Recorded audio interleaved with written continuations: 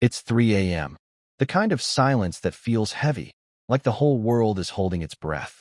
The only sound is the soft hum of the ceiling fan and the faint ticking of a clock. On the nightstand, Ahmed's phone suddenly vibrates, lighting up the dark room with a cold white glow. His eyes open slowly, annoyed at first, until he sees the name flashing across the screen. Incoming call, Adil telephone receiver. For a second, Ahmed's sleepy mind can't process what he's seeing. Then his heart starts racing. Adil, the name he hasn't seen in years. The name that should have stayed buried, literally. Adil was his best friend once, until the accident. The one that took Adil's life 5 years ago. Ahmed sits up, breathing heavily, staring at the phone as if it's alive. The ringtone echoes through the room. Sharp, haunting, almost distorted. He blinks twice, thinking maybe it's a prank. Maybe someone's using Adil's old number. But the number is the same. The exact same one saved in his contacts. He hesitates to pick it up. The screen flickers faintly, like static crawling across the digits. The phone keeps ringing, longer than usual, as if the caller refuses to give up. Ahmed finally presses the power button, trying to shut it off. But the screen doesn't go black. The ringing stops, only for a second, and then starts again. 3 o'clock, 3:01, 3:03. Each minute, another call, the same number, the same name. Ahmed's hands start to tremble. The fear isn't logical. It's something deeper. A dread that settles in his chest, whispering that maybe, just maybe, some promises don't die with the person who made them. And as the phone keeps glowing in the darkness, one question burns in Ahmed's mind. If Adil is gone, then who's calling me? Ahmed stares at the glowing screen, his pulse hammering in his ears. The call finally ends, but his phone doesn't return to normal. The wallpaper flickers once, glitching like a corrupted video. For a few seconds, he just sits there, frozen, torn between fear and disbelief. His logical mind fights back. There's no way. It can't be him. He checks the time. 3 a.m. exactly. The same time Adil's accident happened 5 years ago. He knows it because he never forgot that night. The guilt, the rain, the phone call he ignored. But tonight, the phone won't let him forget. A few minutes pass. He tries to calm himself, muttering under his breath. It's just a spam call. Maybe someone reused the number. He opens the call log. The number isn't there. Not even in recents. The call history shows nothing. 0 entries. The silence in the room grows heavier. He turns on the bedside lamp, but the light flickers weakly before dying out. The phone vibrates again. Same name. Same number. Adil. Ahmed's breath catches. His throat goes dry. He lets it ring, counting each vibration like a heartbeat. The sound feels wrong, slightly distorted, as if the ringtone is echoing from far away, through layers of static and something darker. He doesn't answer. He can't. Instead, he opens his contacts list and scrolls to Adil's number. It's still saved, same photo, same name, untouched for years. He tries to delete it, but the screen freezes. Then the phone restarts itself. When it turns back on, a chill runs down Ahmed's spine. There's a new notification on the lock screen. One new voicemail, from Adil. His hands tremble as he stares at it. His mind screams that it's impossible, that ghosts can't call. But deep down, he already knows something's not right. The phone lies still on the table now, its glow fading into darkness. Ahmed sits motionless, his mind spinning. That name, Adil, keeps echoing inside his head, pulling him back to memories he spent years trying to bury. The room around him slowly fades into silence as his thoughts drift back to 5 years ago. It was late evening, warm, noisy, alive. Ahmed and Adil, two inseparable friends, sitting at their favorite roadside cafe, laughing over something pointless. Back then, life was simple. Adil always said, "One day, we'll both make it big. No matter what happens, we'll never leave each other behind." But that night, everything changed. Ahmed remembers the argument, small, stupid, and meaningless. Adil had been drinking, upset about something Ahmed couldn't even recall now. The rain started pouring as they stood beside the car. Adil asked for a ride home. Ahmed refused. He was angry, tired, and frustrated. "Walk it off," he'd said. That was the last thing he ever told him. An hour later, the phone rang. An unknown number. A stranger's voice. "There's been an accident. Are you Adil's friend?" The memory still burns. The twisted wreckage of the car, the flashing police lights, the sirens. Ahmed standing in the rain, numb, staring at a covered body on the stretcher. He never went near the coffin. He never saw Adil again. And yet, 5 years later, his phone just rang from that same number. The guilt that Ahmed buried deep inside starts crawling back up, suffocating him. His chest tightens, his breathing quickens. The voice from the past won't stay silent anymore. The last thing Adil ever said to him echoes faintly in his mind. Promise me you'll never forget me. Now, it feels less like a memory and more like a warning. Ahmed's fingers hover over the phone screen. The glow from it flickers faintly, painting his trembling hands with a pale, ghostly light. The name still stares back at him, Adil. He can hear the ringtone echo through the small room, each vibration crawling up his spine like a heartbeat that doesn't belong to him. He whispers under his breath, "This isn't real, it can't be." But deep inside, something urges him to answer. Not curiosity, not bravery, guilt. The call timer starts flashing red. One more ring, then another, and then silence. Just as he exhales, the phone rings again. This time louder, sharper. The sound feels wrong, like static twisting into words. Ahmed's throat tightens as he finally presses the green icon. Click. For a few seconds, there's nothing, only dead air and a faint hum. Then, the sound of breathing. Slow, uneven, wet, like someone breathing through blood. Ahmed tries to speak, but his voice cracks. Who is this? No response. Just the breathing. Louder now. Closer. Then a faint whisper breaks through the static. Distorted, dragged like it's coming from deep underwater. Ahmed, you remember our promise? Every hair on his body stands on end. It's Adil's voice, calm, familiar, but hollow, like something imitating him.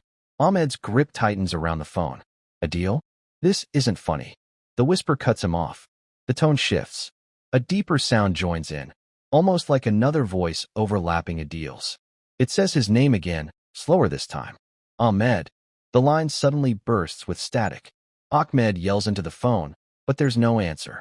Then, faintly, a final whisper comes through. You left me alone in the rain. The call ends. The screen goes black. Ahmed stares at his reflection in the dark glass, his own terrified face, and behind it, for just a second, another face flickers. The call ends, but the silence it leaves behind feels louder than the ringing ever was. Ahmed's heart won't stop pounding. He stares at the dark screen, waiting for it to light up again, hoping it won't. The air in the room feels heavier now, like someone else is breathing with him. He replays the sound in his head, that whisper, that voice. It wasn't just similar to Adil's, it was him. Same tone, same rhythm. But underneath, there had been something else. A second voice, deeper, distorted, overlapping, as if two people were speaking at once. One human, one not. Ahmed's chest tightens. He tries to reason it out. Maybe interference, maybe an audio glitch. He grabs his laptop, searching the number online. No results. It's not registered, not active, not even real. The phone, still on the table, buzzes again. Not a call this time, just a faint vibration, like it's alive. Ahmed slowly reaches for it. The screen flickers on for a second. The wallpaper is gone, replaced by something else. A blurred image, dark and grainy. Two silhouettes standing in the rain. He zooms in. One of them is him. The other looks exactly like Adil. Before he can process it, the phone speaker cracks open with a faint static hiss. Then, a whisper, coming from the phone itself, unprompted. I waited for you, you never came. Ahmed's blood runs cold. He throws the phone onto the bed, but the whisper doesn't stop. It echoes softly from the speaker, repeating again and again, distorted, fading in and out like a broken tape. Ahmed, Ahmed, Ahmed. Then silence. Total, suffocating silence. Ahmed stands frozen in the dark, realizing something terrifying. The voice on the call wasn't trying to talk to him. It was trying to find him. The next morning feels wrong from the start. The world outside Ahmed's window looks pale, washed out, like color itself has drained away. He hasn't slept. Every time he closes his eyes, he hears it again, that whisper crawling through the dark. You left me alone in the rain. He sits at his desk, staring at his phone. The call log shows nothing. No incoming calls. No missed calls. No evidence at all. It's as if it never happened. But the photo, the one with the two silhouettes, is still there. Ahmed enlarges it again, tracing his own outline and the second figure beside him. The rain in the picture looks identical to the night 5 years ago, the night Adil died. Something inside him snaps. He needs answers. He drives to the old town where it happened, a small, half-forgotten road outside the city where their car crashed that night. The spot hasn't changed much. The trees still lean inward, branches clawing over the cracked asphalt. The guardrail's still bent. The faint smell of rust and wet soil hangs in the air. Ahmed parks the car and steps out. The moment his shoes touch the ground, his phone buzzes again. A message. No number. Just a blank sender. He opens it. It says, "You came back." He looks around. No one. Just silence and the distant sound of dripping water. His hands shake as he opens his call history again. Now, one number appears, the same old number. But this time, there's a location tag under it. Old Route 9, crash site. Ahmed's breath catches. His phone slips slightly in his grip. The mist thickens around him, and from somewhere behind the trees, he hears it. A faint ringtone. The same one as before. But this time, it's not coming from his phone.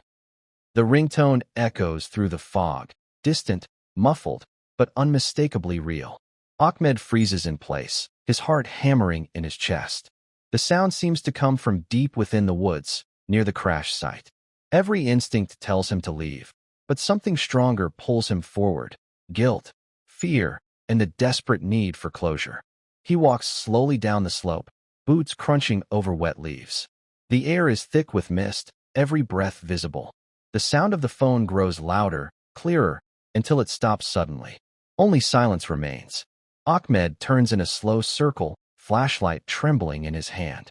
Then, he sees it, half buried under a layer of dirt and dead leaves, an old, cracked phone. The same model Adil used. His pulse races as he kneels beside it. The screen is shattered, but the faint glow of a missed call flickers weakly. One missed call, from Ahmed. His stomach drops. From me? He whispers, voice trembling. Before he can move, the phone buzzes again. The screen lights up, this time, showing his own number calling. He stares in disbelief as the ringtone plays from the device in his hand. Then, his own phone, the one in his pocket, starts vibrating too. Both phones ringing. Same tone. Same rhythm. He answers instinctively, pressing it to his ear. Silence. Then, a faint rustling sound. Breathing. Wet, ragged, close. A voice comes through, quieter than before, but unmistakable. You shouldn't have come back. Ahmed stumbles backward, flashlight shaking. His eyes dart around the fog, heart pounding in his ears. From between the trees, a figure begins to form. Tall, soaked in rain, head slightly tilted. The mist parts just enough for Ahmed to see the face. It's Adil, but his eyes are hollow. His lips curve into a faint, broken smile. He's still holding his phone, the one Ahmed buried with him 5 years ago. Ahmed's breath catches in his throat. For a moment, his mind refuses to believe what his eyes are seeing. Adil standing before him, soaked in rain, skin pale like marble, his movements slow and unnatural. The forest is silent except for the faint dripping of water and the distant hum of static that seems to come from nowhere. Ahmed steps back, voice shaking. Adil, how is this possible? The figure tilts its head slightly, and when it speaks, its voice is layered, human and hollow, like two recordings overlapping. You left me to die. Ahmed's heart twists. No, I tried. I called for help. You didn't. He stops mid-sentence as the figure moves closer. The mist parts, revealing Adil's face, blood-streaked, with one side burned, just as it was the night of the crash. His eyes shimmer faintly, reflecting a light that isn't there. Adil raises his phone slowly. The cracked screen glows weakly. Ahmed's own face appears on it. Live, real-time, like a mirror that shouldn't exist. You filmed it, Adil's voice hisses. You recorded my last breath. Ahmed shakes his head violently. I didn't mean to. I panicked. I wanted to remember how it happened. The forest trembles with a low rumble, and static fills the air. The voice deepens, distorted and angry. You wanted views. Ahmed's stomach churns. The truth hits him like ice. That night, he had recorded the crash. Posted it. Deleted it later. But not before thousands saw it.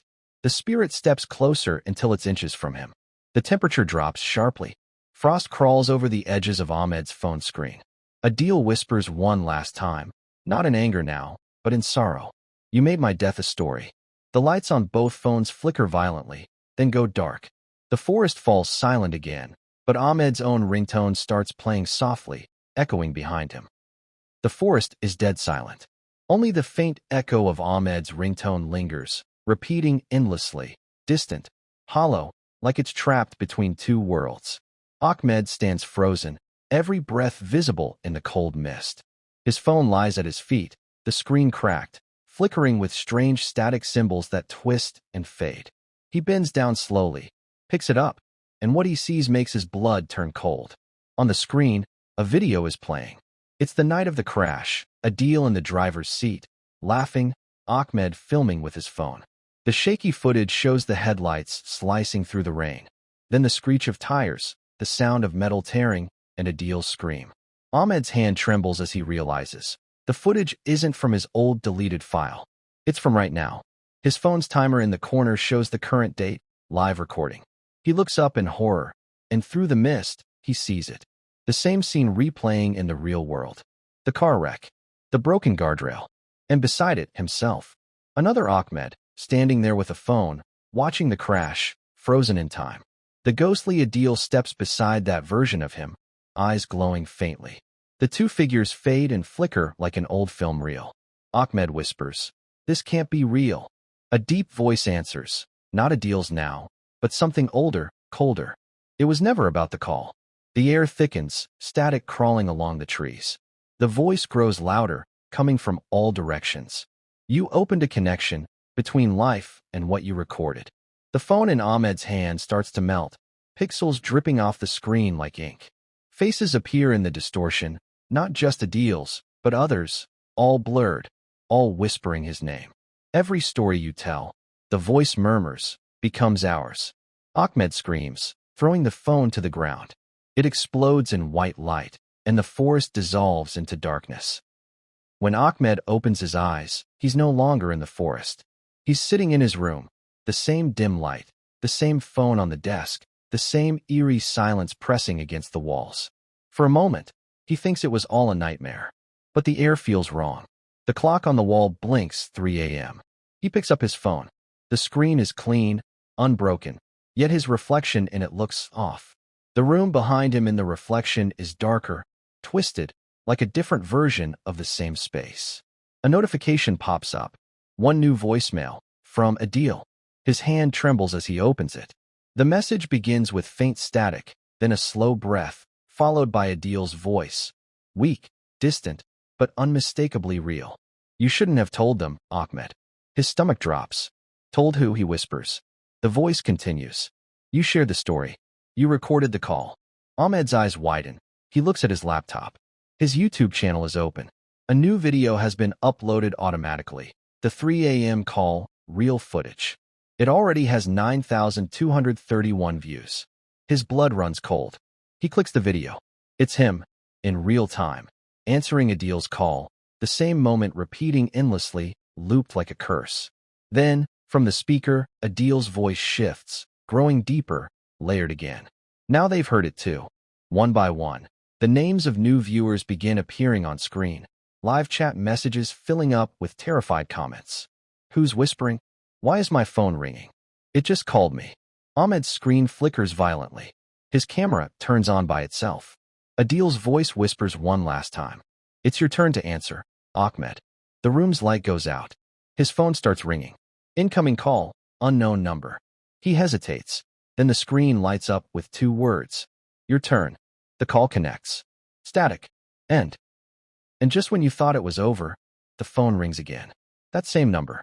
That same name. And now, it's calling you. If you think you're safe, think again. The story doesn't end here.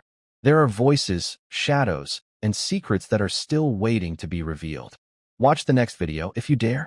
Because some stories never stay buried. And some calls never stop. Iski Urdu Den.